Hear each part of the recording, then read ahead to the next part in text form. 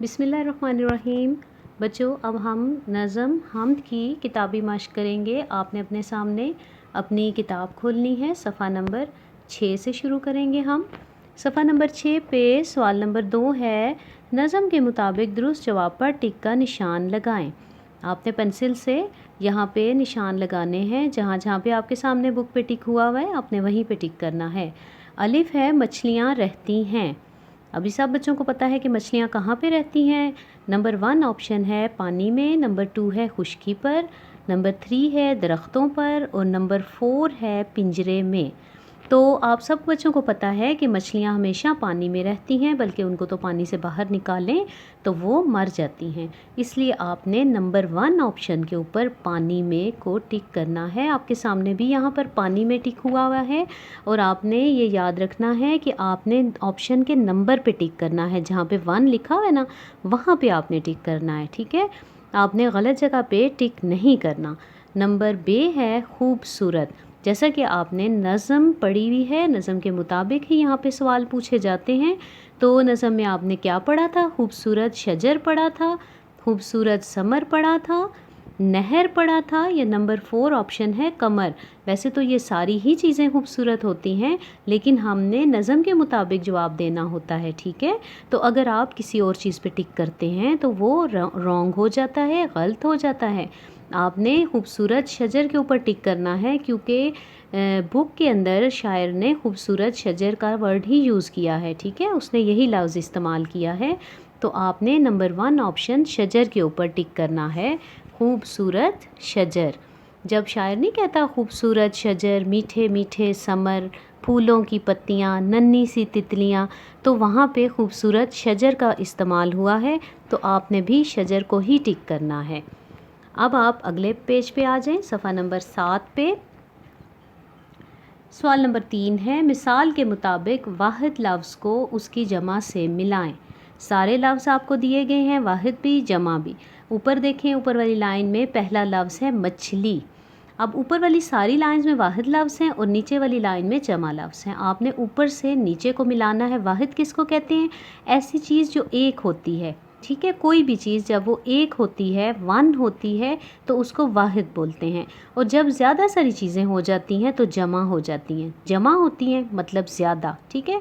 तो आपने मछली देखें, एक मछली है ना, तो जब वो ज़्यादा सारी हो जाएंगी तो उनको क्या कहेंगे? नदियाँ कहेंगे? नहीं। रोशनियाँ कहेंगे? नहीं। तितलियाँ कहेंगे? नहीं। मछली है ना, मछली को मछलियाँ ही कहेंगे। एक मछली है तो वो मछली होगी, और जब वो ज़्यादा सारी मछलियाँ हो जाएंगी तो वो मछलियाँ हो जाएंगी। तो मछली को मछलियाँ के साथ मिलाना है, यहाँ पे मिला हुआ है, लेकिन इसके बाद भी आपने इसको याद रखना है। अगर ये आपके पेपर में या असेसमेंट में आता है तो ये मिला हुआ नहीं होता, आपने वहाँ पे खुद मिलाना होता है। मछली को स्केल के साथ अच्छा सा करके मछलियाँ लफ्ज़ के साथ मिलाना है। अब मछली से अगला लफ्ज़ देखें, तितली। तितली किसको कहते हैं? बटरफ्लाई को। तितली जो रंग बिरंगी होती है, उसमें डिफरेंट कलर्स होते हैं। तितली, तितली की जमा क्या होगी? नदियाँ होंगी, रोशनियाँ या तितलियाँ? तितली से तितलियाँ। आपको पढ़ना भी आना चाहिए और आपको ये लिखना भी आना चाहिए और समझना भी आना चाहिए। जब आप यहाँ से देखेंगे कि एक तितली है और जब वो ज़्यादा सारी तितलियाँ जमा हो जाएंगी तो तितलियाँ बन जाएगा। तितली को स्केल रख के आपने तितलियाँ के साथ मिलाना है। आगे नंबर 3 पे देखें, नदी। एक नदी बह रही है तो नदी होगी, जब ज़्यादा सारी हो जाएंगी तो नदियाँ। नंबर 1 पे नीचे वाली लाइन पे लिखा हुआ है नदियाँ। आपने नदी को स्केल लेके पेंसिल के साथ नदियाँ से मिलाना है। और लास्ट में है रोशनी, और आपके पास रह भी एक ही लफ्ज़ क्या है? रोशनियाँ। आपने रोशनी को रोशनियाँ के साथ मिलाना है। जब आप पढ़ते हैं ना, आप अपने मुंह से लफ्ज़ अदा करते हैं तो यहीं से भी आपको समझ आ जाता है, इसलिए आपको ये लफ्ज़ पढ़ने ज़रूर आने चाहिए। आपने जब इन लफ्ज़ों को मिलाना है तो आपने इनको पढ़ना भी है, अपने ज़ुबान से इनको अदा करना है, बोलना है, इनको ऊंची आवाज़ में बोलना है जो आपको ख़ुद भी सुनाई दे। मछली, मछलियाँ, ऐसे करके, ठीक है। तितली, तितलियाँ, नदी, नदियाँ, रोशनी, रोशनियाँ। अच्छा, नंबर 4 पे है, दर्ज अल्फाज हम्द में कितनी बार आए हैं? ये इनको छोड़ दें आप, क्योंकि ना तो ये पेपर में आते हैं ना वैसे ये एक्टिविटी के लिए आप कर सकते हैं, लेकिन इसको छोड़ दें। नंबर 5 पे है तस्वीरें देखकर फलों की शिनाख्त करें और नीचे इनके दो नाम दो बार खुशखत लिखें। मैंने यहाँ पे आपके लिए एक बार लिखा है ताकि आपको समझ आए, वाज़ेह हो जाए आपके ऊपर। आपने पहली तस्वीर देखें, पहली तस्वीर में क्या बना हुआ है? सेब, ठीक है। एक पूरा सेब बनाया है, एक कट करके उसको बनाया है ताकि आपको वाज़ेह तौर पे समझ आ जाए कि ये क्या चीज़ है। सेब, सीन ये पे सेब मिला के आपने इसके नीचे लाइन पे लिखना है। दूसरी तस्वीर देखें, उसमें क्या बना हुआ है? अंगूर। करीब करके आपको दिखाऊं, ये देखें, यहाँ पे आपने देखना है अंगूर। अंगूर के नीचे अलिफ नून गाफ वाओ रे, अंगूर आपने मिला के लिखना है। जैसे आप अपने मुंह से लफ्ज़ अदा करते हैं ना, बिल्कुल उसी तरह से आपने लिखने भी होते हैं। इसीलिए आपको कहा जाता है कि आप बोल के फिर लिखा करें साथ साथ। थर्ड पे आप देखें, रेड एंड ग्रीन कलर में जब उसको कट करते हैं तो अंदर से वो लाल होता है, बाहर से वो सब्ज़ होता है, तो उसको बोलते हैं तरबूज। ते रे बे वाओ जे, तरबूज। अब इसी के नीचे वाली लाइन पे आ जाएं। पहली तस्वीर है खरबूजा, ये पीले रंग का होता है, कट करो तो अंदर से भी ऐसा ही होता है, लाइट कलर में होता है, हल्के रंग का होता है। खरबूजा, खैरे बे वाओ जे हे, खरबूजा। खरबूजा लिखा आपने। उससे आगे देखें, ये सब बच्चों का पसंदीदा फल है आम। अलिफ मदा मीम आम, लिखना भी आसान है आपके लिए, बोलना भी आसान है क्योंकि ये दो हरफों से मिलके बना है, अलिफ मदा और मीम, आम। और लास्ट में आप देखें नारियल, ठीक है, नून अलिफ रे ये लाम, नारियल। ये सारे आपने इनके नीचे नाम लिखने हैं। अब इसके नीचे आ जाएं। अगला सवाल है, मिसाल के मुताबिक इन अल्फाज के हरूफ अलग अलग करके लिखें, ठीक है, जिसको आप जोड़ के तोड़ भी कहते हैं।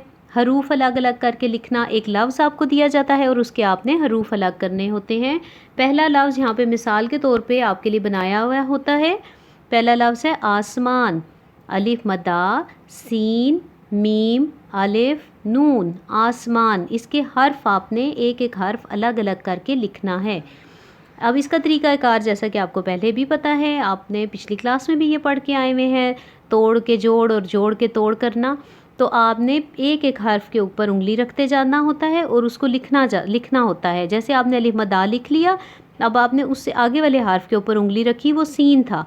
आपने सीन जब लिख लिया, फिर आपने उंगली को थोड़ा सा आगे किया तो आपको मीम नज़र आया, फिर आपने मीम लिखा, मीम के साथ मिला हुआ अगला हर्फ है अलिफ, फिर उसके बाद नून। तो आपने एक एक हर्फ को देखते जाना होता है, उस पर उंगली रखनी होती है और दूसरे हाथ से आपने वो हर्फ लिखते जाना होता है, ठीक है।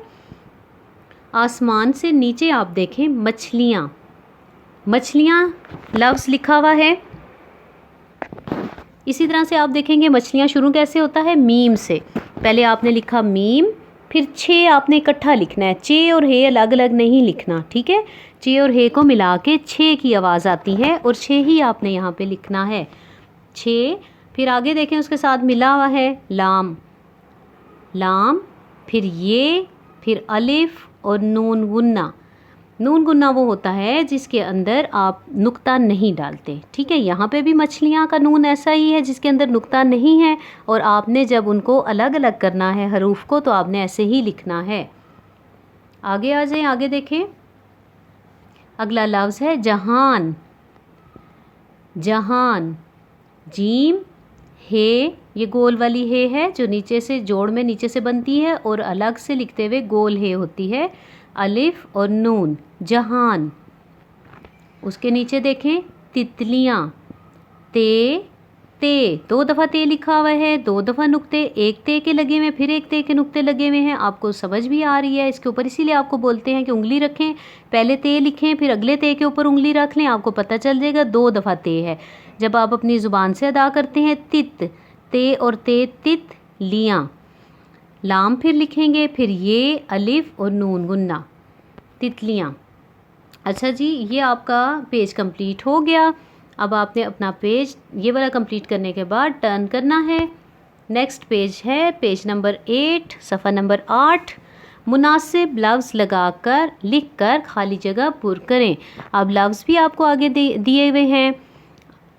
आपने ये भी पढ़ना सीखना है, क्योंकि जब तक आपको पढ़ना नहीं आएगा आप इसको समझ नहीं सकोगे कि इसमें कौन सा सही वाला लफ्ज़ इस्तेमाल करना है। अलिफ है तितलियाँ।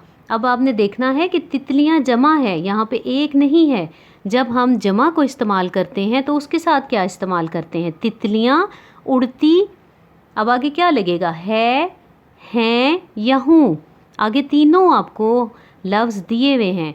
तितलियाँ चूँकि ज़्यादा हैं, जब कोई चीज़ ज़्यादा होती है तो उसके साथ हैं लगता है, ठीक है जो है वो एक वाहिद चीज़ के लिए इस्तेमाल होता है और हैं ज़्यादा चीज़ों के लिए इस्तेमाल होता है। चूँकि यहाँ पे तितलियाँ लिखा हुआ है, तितलियाँ उड़ती हैं, तो आपने इसके आगे भी हैं लिखना है। अगर आप इसके आगे है लिख देंगे तो वो तो रॉन्ग हो जाएगा, गलत हो जाएगा।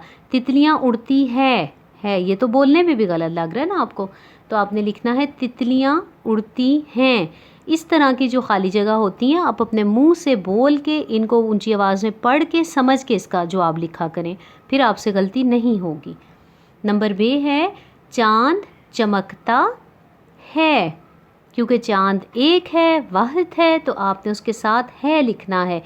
चांद चमकता है, एक चीज़ के साथ है इस्तेमाल होता है। ये आपने पक्की तरह से याद कर लेना है कि हमेशा जब एक चीज़ होगी, वाहिद चीज़ होगी, तो उसके साथ आपने है का लफ्ज़ इस्तेमाल करना है, और जब ज़्यादा चीज़ें होंगी, जमा चीज़ें होंगी, तो है का लफ्ज़ इस्तेमाल करना है आपने उसके साथ।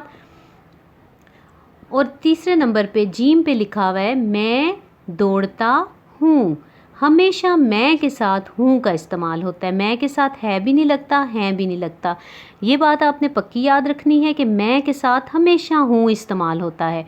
मैं आपने पढ़ा, मैं दौड़ता हूँ, ठीक है। नंबर दाल है बादल छाए। अब ये ज़्यादा सारे बादल हैं क्योंकि छाए लिखा हुआ है ना, बादल छाए हैं। अगर ये एक बादल होता तो छाया लिखा हुआ होता, बादल छाया है, ठीक है। चूँकि आपने जब पढ़ा, आपने अपने मुंह से लफ्ज़ अदा किए, तो आपको पता चला कि बादल छाए हैं, तो इसके साथ हैं का लफ्ज़ इस्तेमाल होना है, जमा का सीगा इस्तेमाल होना है। जब शुरू में आपने जो लफ्ज़ आपने जुमला पढ़ा पीछे से वो वाहिद है तो आगे भी वाहिद लगेगा, अगर शुरू में जमा है तो आगे भी जमा ही इस्तेमाल होता है। आखिरी है हे, नदी बहती। अब नदी भी वाहिद है, अब ये आपको बिल्कुल समझ आ गया होगा कि नदी बहती है, एक नदी है ना, तो नदी बहती है। आपने है लिखना है इसमें, और दूसरी साइड पे आपके पास तीनों लफ्ज़ दिए हुए हैं, हूँ, उसमें से भी टिक कर दें, ठीक है। आगे अगला सवाल है दर्ज अल्फाज कापी में खुश खत लिखें। तो आपने ये वाले लफ्ज़ जो हैं नीचे शजर, नदी, नहर, चांद, तालाब, ये आपने खूबसूरत करके प्यारे प्यारे करके यहाँ से देख के अपनी कॉपी पे लिखने हैं, ठीक है। ये इसलिए लिखे जाते हैं कि आपको प्रॉपर ये लफ्ज़ लिखने आए, सही तरीके से लिखने आए, और आप इनको खूबसूरत से लिखें, आपकी राइटिंग भी खूबसूरत हो जाए, लिखाई भी आपकी खूबसूरत हो जाए। अच्छा जी, ये आपका किताब का काम हो गया, किताबी मश्क है। इसके बाद आपने कॉपी पे जो काम करना है वो शुरू करेंगे। आपने कॉपी के ऊपर लिखना है नज़म हमद, उसके बाद आपने कॉपी के ऊपर अपनी नीट नोटबुक के ऊपर लिखना है अल्फाज मानी।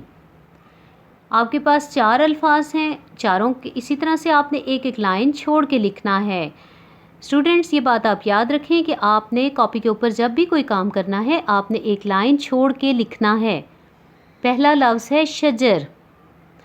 मानी का मतलब ही होता है, मतलब उस लफ्ज़ का मतलब लिखना होता है। मानी क्या होता है उसका? शजर का मतलब होता है दरख्त। शजर किसे कहते हैं? दरख्त को कहते हैं।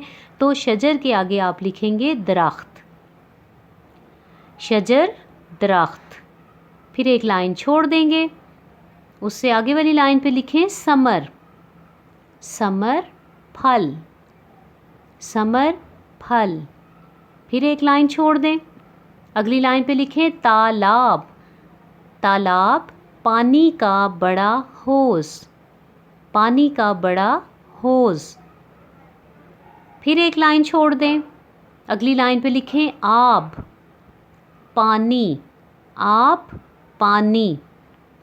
अच्छा, ये आपने अपनी नीच नोटबुक के ऊपर अल्फाज मानी लिख के ये वाला सफ़ा भी जो बाकी बच जाएगा उसको छोड़ देना है, उस पर और कुछ नहीं लिखना। आपने नेक्स्ट पेज टर्न करना है, अगला सफ़ा खोलना है नीट नोटबुक का और उस पे लिखने हैं, दोबारा से ऊपर लिखेंगे नज़म हम्द और नीचे लिखेंगे सवाल, ज़मीन और आसमान का मालिक कौन है। सबको पता है ये बात। आपने इसी तरह से इसका पूरा जवाब लिखना है, आपने सिर्फ इसका आधा जवाब नहीं लिखना, आपने लिखना है ज़मीन और आसमान का मालिक अल्लाह ताला है। ठीक है, जवाब आपका आधा भी ठीक होता है, लेकिन जब लॉन्ग क्वेश्चंस लिखे जाते हैं तो उसमें आपने पूरा ही उसका जवाब लिखना होता है। अगर आप उसका आधा जवाब लिखेंगे तो आपको नंबर भी फिर आधे मिलेंगे। ठीक है, तो जब आपसे पूरा सवाल पूछा जाता है तो आपने ऊपर से ही देख लेना है, कोई मुश्किल नहीं है इसमें। ऊपर से ही देखें, आपने बिल्कुल उसी तरह से देख के लिखना है। ज़मीन और आसमान ऊपर वाली लाइन से देख के लिख लिया, का मालिक ये भी ऊपर से देख के लिख लिया, कौन की जगह आपने लिखा अल्लाह ताला। ज़मीन और आसमान का मालिक अल्लाह ताला है। ठीक है, आपने इसी तरह से पूरा जवाब लिखना है अपनी नीट वाली अच्छी वाली हैंड राइटिंग में, अच्छी वाली लिखाई के साथ लिखना है। फिर आपने इनमें भी लाइन छोड़ छोड़ के लिखना है। सवाल लिखने के बाद लाइन छोड़ेंगे, फिर जवाब लिखेंगे, फिर लाइन छोड़ेंगे और फिर अगला सवाल लिखेंगे, दोनों जहान किसने बनाए, दोनों जहान किसने बनाए। इसका भी पूरा जवाब आप लिखेंगे, एक लाइन छोड़ दें, उससे नीचे वाली लाइन पे जवाब लिखें, दोनों जहान अल्लाह ताला ने बनाए, दोनों जहान अल्लाह ताला ने बनाए। ठीक है बच्चों, ये आपका नीट नोटबुक का काम हो गया। अब आपने ये वाले अल्फाज मानी भी याद करने हैं, सवालात के जवाबात भी याद करने हैं और सबक की मश्क जो आपको किताब के ऊपर करवाई गई है आपने वो वाली मश्क भी याद करनी है। और सबक के एक इमला के लफ्ज़ आपको भेजे गए हैं, आपने पहले से आपको पूरे सेमेस्टर के इमला के लफ्ज़ दे दिए गए थे, उसमें से आपने हम्द के अल्फाज निकाल के वो वाले याद करने हैं और अपने पास उसकी प्रैक्टिस भी करनी है। लाइक रफ़ नोटबुक के ऊपर आपने उसको लिखना है। ठीक है, तो ये आपके पूरे हफ्ते का काम है, आपने इसको थोड़ा थोड़ा करके रोज़ाना करना है और अच्छी सी तैयारी करनी है। अपना ख्याल रखिएगा। अल्लाह हाफिज़।